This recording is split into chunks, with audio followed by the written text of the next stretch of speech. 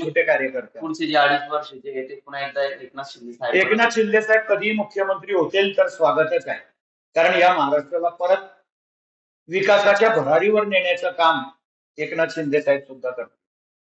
Sir, Eknath Shinde साहेबांनी लोकांचे प्रश्न घेतले होते.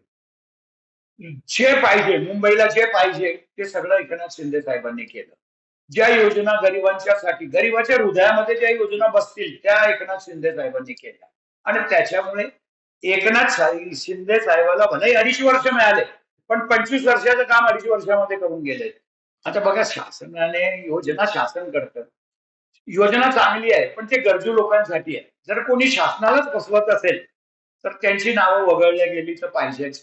आणि मी सांगितलंच होतं याच्यापूर्वी सुद्धा की ज्यांची सरकारी नोकरीमध्ये असलेल्यांना बी लाडकी बहिणीचे 1500 रुपये कशाला पाहिजे? कुठेतरी थांबलं पाहिजे ना तुम्ही. ज्याच्या घरात चूलच पेटत नाही त्याला 1500 रुपये पाहिजेत, आणि त्याच्यासाठी ही योजना. तर म्हणून ज्यांनी 2-2दा 3-3दा योजनेचा लाभ वेगवेगळ्या माध्यमातून घेतला आहे त्यांना बंदच केलं पाहिजे असं मला वाटतं. अभिनंदन करतो मी देवा भाऊंचं, कारण एक चांगला धडाडीचा कार्यकर्ता, धडाडीचा नेता या महाराष्ट्राला लाभला. आणि एकंदरीत मी तर ते मुख्यमंत्री नसताना पासून त्यांच्या बरोबर काम करतोय. ते माझ्या बरोबर साधे आमदार होते आणि तेव्हापासून मी त्यांना बघतोय. पण त्यांच्या मनामध्ये एक जिद्द आहे या महाराष्ट्राला समृद्ध करण्याची. आणि त्यांच्या साथीला 2 भक्कम नेते मिळालेले होते, एक एकनाथ शिंदे आणि एक स्वर्गीय अजितदादा. त्याच्यामुळे हा विकासाचा रथ जोरात पळत होता.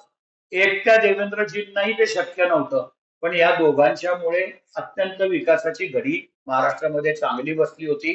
आणि आज सर्वात जास्त जर काळ मुख्यमंत्री राहण्याचा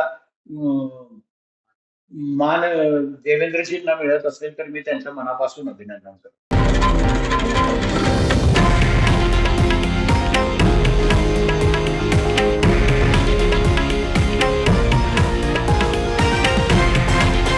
हे आहे देशातील नंबर 1 न्यूज नेटवर्क आणि आपण पाहत आहात TV9 मराठी, एकमेव.